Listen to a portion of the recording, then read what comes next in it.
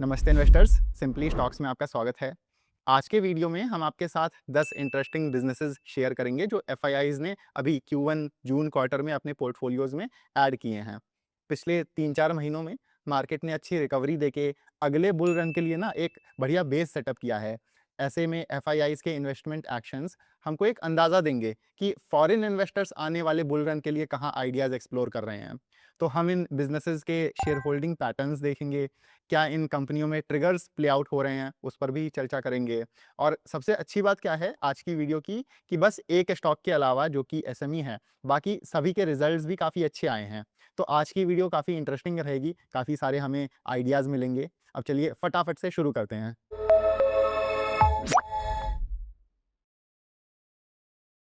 सबसे पहला बिजनेस जो हम देखेंगे वो है जीएनजी इलेक्ट्रॉनिक्स।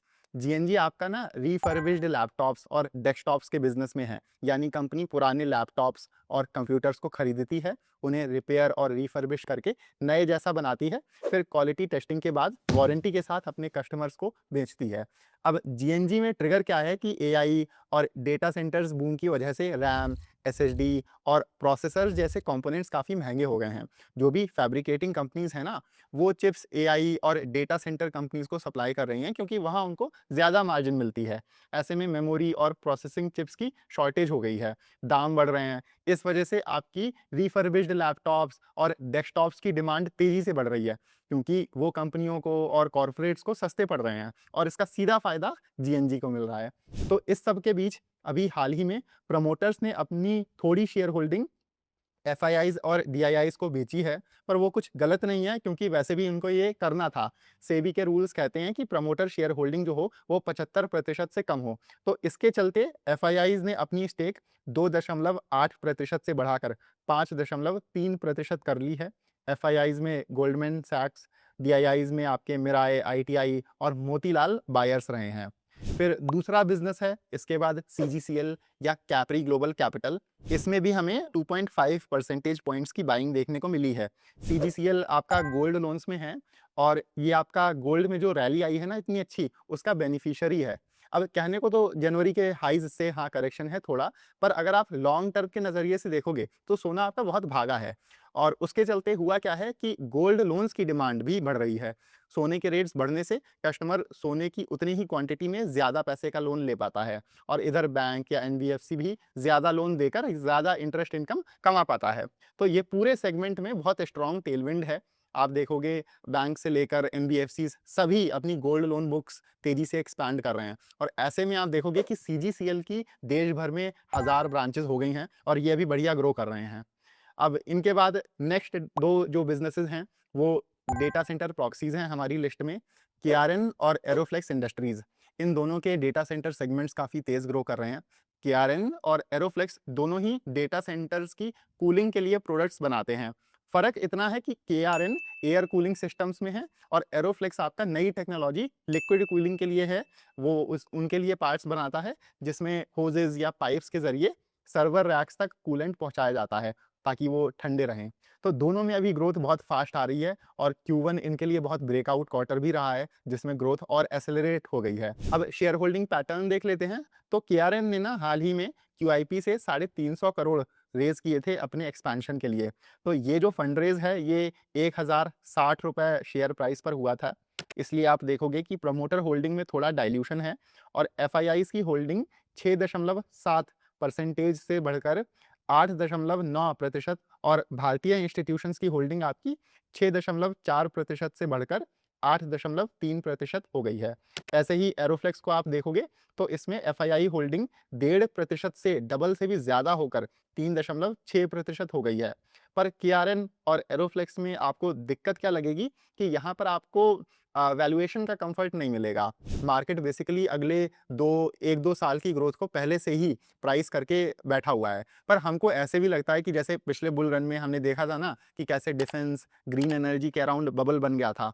तो ऐसे ही बुल रन शायद से हमें डेटा सेंटर प्रॉक्सीज या अन्य किसी सेक्टर में हमें देखने को मिलेगा अब जो अगला बुल रन आएगा। तो ऐसे में हमको ये बिजनेसेस 140 150 तक के पीई पर जाते हुए देखने को मिल सकते हैं और पर्सनली हमें इनमें अभी भी थोड़ा स्कोप दिखता है बिकॉज फॉरवर्ड बेसिस पर आप देखोगे ना तो ये अभी 75 से 80 के पीई पर ट्रेड कर रहे हैं। पर हम यहाँ पर आपको एक चीज़ और ऐड करना चाहेंगे या बताना चाहेंगे कि रिटेल इन्वेस्टर्स पता नहीं क्यों एफआईआईज़ या डीआईआईज़ का कन्फर्मेशन का इंतज़ार करते हैं या उन्हें ढूँढते रहते हैं। इंस्टीट्यूशंस यहाँ आ रहे हैं, चलिए अच्छी बात है। बट ये बिज़नेसेस आपके पहले भी अच्छे हुआ करते थे, जब इंस्टीट्यूशनल होल्डिंग नहीं थी। जैसे हम ये जीएनजी से लेकर कैपरी और बाकी अन्य बिज़नेसेस भी जो आज हम कवर करेंगे, तो वो ना जाने हम कितने समय से अपनी सिंपली स्टॉक्स कम्युनिटी में और अपने चैनल पर भी आप सबके लिए कवर करते आए हैं। और सिर्फ यही नहीं, हम अपनी सिंपली स्टॉक्स की व्हाट्सएप कम्युनिटी में ऐसे 100 से ज़्यादा लगभग अच्छे-अच्छे बिज़नेसेस को आपके लिए क्लोज़ली ट्रैक करते हैं। उनके business model, valuation, risk factors, कैसे रिज़ल्ट्स आए हैं, क्या ट्रिगर्स वहाँ पर प्ले आउट हो रहे हैं, तो सब पर डिटेल में डिस्कशन होता है। इस कम्युनिटी में हम अपना पोर्टफोलियो भी शेयर करते हैं और वन ऑन वन आपके सारे डाउट्स भी क्लियर करते हैं। पर याद रहे, ये एक पेड कम्युनिटी है और इसमें 2 प्लान्स हैं, ₹6000 का 6 महीने के लिए और ₹10,000 का साल भर के लिए। 6 महीने वाले प्लान में आपका महीने का रेट ₹1000 पड़ेगा और साल भर वाले में आपको मंथली रेट बस ₹850 पड़ेगा। तो अगर आप इंटरेस्टेड हैं, आप इस नंबर पर व्हाट्सएप कर दीजिए, वरना आप नीचे दिए हुए लिंक से भी हमें कॉन्टैक्ट करके ये कम्युनिटी जॉइन कर सकते हैं। वापस से अपने डिस्कशन पर आते हैं, तो डेटा सेंटर्स के अलावा भी पावर इक्विपमेंट का मार्केट भी काफ़ी बूम कर रहा है। तो चलिए 5वें नंबर पर हम यश हाई वोल्टेज को देख लेते हैं। ये एसएमईज़ में एक बहुत मोटेड स्पेशल बिज़नेस है और यश आपका एक तरह से ट्रांसफॉर्मर एंसिलरी बिज़नेस है। ये ट्रांसफॉर्मर में लगने वाला बुशिंग्स नाम का एक पार्ट मैन्युफैक्चर करते हैं।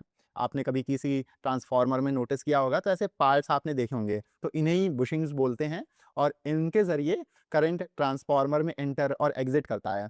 इनकी आरआईपी बुशिंग्स की कैपेसिटी आ रही है, जिसमें मार्जिन्स भी बेहतर होते हैं, तो उसके लिए इन्होंने फंड रेज़ किया है, जिसके चलते आप देखोगे कि एफआईआईज़ की शेयर होल्डिंग यहाँ पर 0.6% से बढ़कर सीधा 2.2% हो गई है। फिर बाकी यश हाई वोल्टेज के अलावा पावर थीम में आरआर भी काफ़ी अच्छा कर रहा है। इस बिज़नेस को भी हम काफ़ी समय से ट्रैक करते आए हैं। अब तक इनकी जो ज़्यादातर सेल्स हैं वो वायर से आई हैं, जबकि जब हम अन्य प्लेयर्स को देखते हैं जैसे पॉलीकैब, केईआई जैसे, तो उनके लिए केबल्स मेन रेवेन्यू कंट्रीब्यूटर हैं और केबल्स में आपके मार्जिन्स वायर से बेहतर होते हैं। तो अब आरआर भी केबल्स में एक्सपैंड कर रहा है, इसलिए यहाँ पर ग्रोथ तो हाई है ही, साथ में मार्जिन्स भी एक्सपैंड हो रहे हैं। इसलिए Q1 में भले आप देखोगे अगर जाके इनके रिजल्ट्स, तो वॉल्यूम ग्रोथ बस 17% आई है, पर एबिटा इनका पिछले साल से लगभग डबल हो गया है। और इसी अपॉर्चुनिटी को देखते हुए फॉरेन इन्वेस्टर्स भी आरआर में अपनी पोजीशन बढ़ा रहे हैं। अप्रैल से जून के 3 महीनों में उन्होंने अपनी होल्डिंग लगभग 1.6% बढ़ाकर 9% से 10.7% कर ली है। अब आगे बढ़ते हैं, तो पावर सेक्टर के बाद ज्वेलरी सेक्टर से भी 2 बिज़नेसेस देख लेते हैं, पीएन गडगिल और sky gold and diamonds. PN Gadgil में भी ना जीएनजी की तरह प्रमोटर होल्डिंग कम करने के लिए थोड़ा स्टेक ट्रांसफ़र हुआ है।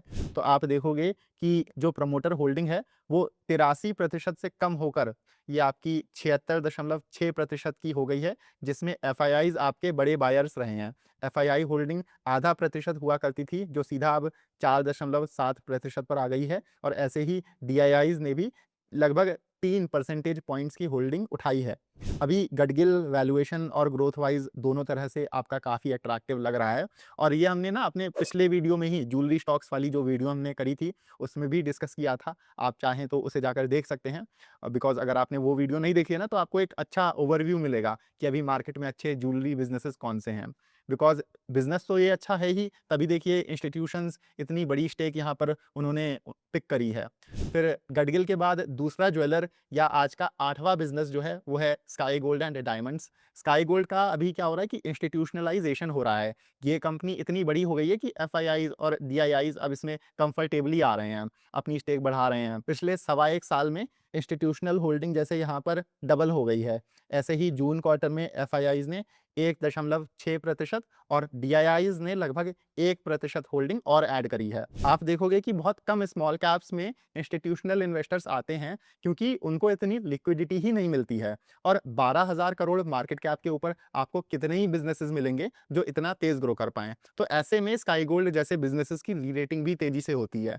जैसे पीएन गडगिल आपका एक रिटेलर है, कल्याण और तानिष्क की तरह, स्काई गोल्ड इनके लिए ज्वेलरी बनाने का काम करता है। तो स्काई गोल्ड में कई सारे ट्रिगर्स हैं, जिसकी मदद से ये बिज़नेस आराम से अपना मुनाफ़ा या अपनी बॉटम लाइन अगले 3-4 सालों तक 40 से 50% सीएजीआर से ग्रो कर सकता है। तो ये बिज़नेस भी काफ़ी अट्रैक्टिव है। फिर आगे बढ़ते हैं, तो हमारी लिस्ट का आज का सेकंड लास्ट बिज़नेस है शैली इंजीनियरिंग। शैली आपका GLP-1 थीम का पार्ट है और ये ऐसे प्री फिल्ड इंजेक्शन पेन्स या ड्रग डिलीवरी डिवाइसेज़ बनाते हैं फार्मा कंपनीज़ के लिए। हुआ क्या है कि भारत और कई अन्य देशों में सेमाग्लोटाइड ये ड्रग ऑफ पेटेंट गया है। सेमाग्लोटाइड ड्रग आपका टाइप 2 डायबिटीज़ के पेशेंट्स के लिए आया था, पर फिर इसका ऑफ प्रिस्क्रिप्शन यूसेज बढ़ गया।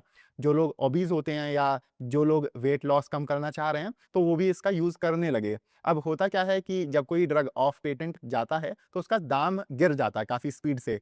तो अब अगर इस ड्रग का मास एडॉप्शन होता है भारत में, कनाडा में, तो शैली इसका बड़ा बेनिफिशियरी रहेगा बिकॉज़ ये इनके लिए इंजेक्शंस बनाते हैं।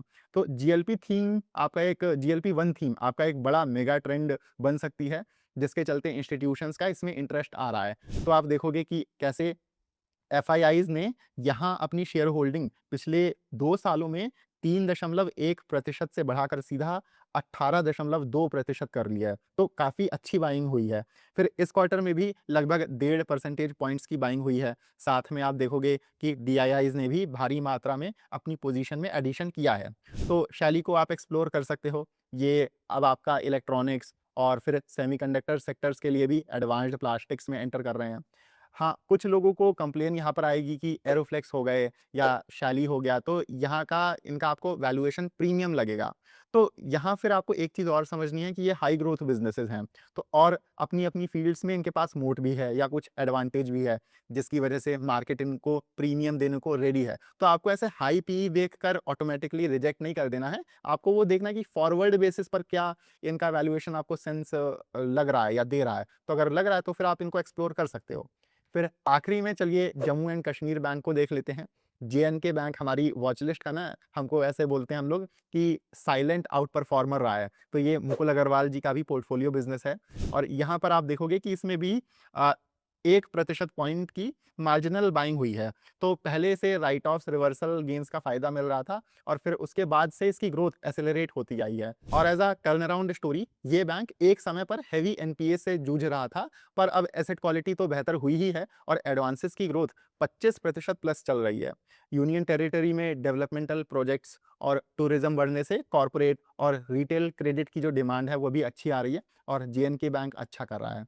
तो ये थे आपके 10 बिज़नेसेस जो अगले बुल रन के लिए एफआईआईज़ के रेडार पर हैं। आप इन्हें खुद से एक्सप्लोर कर सकते हैं, खुद से स्टडी कर सकते हैं और अगर आप हमारे चैनल पर नए हो ना, तो आप याद से सिंपली स्टॉक्स को सब्सक्राइब भी कर दीजिएगा। हम आजकल इन सब बिज़नेसेस के Q1 रिजल्ट्स और कॉन कॉल एनालिसिस आपके लिए ला रहे हैं, वो वीडियोज़ ला रहे हैं बैक टू बैक, तो उनका आपको नोटिफ़िकेशन मिलता रहेगा। बाकी अगर आपको ये वीडियो अच्छी लगी है, तो इसे लाइक ज़रूर करिएगा। आप हमें अपने लाइक्स से और सब्सक्राइब से सपोर्ट करोगे, तो हम आपके लिए और रेगुलर बेसिस पर ऐसे वीडियोज़ ला पाएँगे। बाकी अगर आपके कोई डाउट्स हों इन बिज़नेसेस को लेकर, तो आप कमेंट्स में पूछ सकते हैं। मिलते हैं हम आपसे अगले वीडियो में। Happy investing.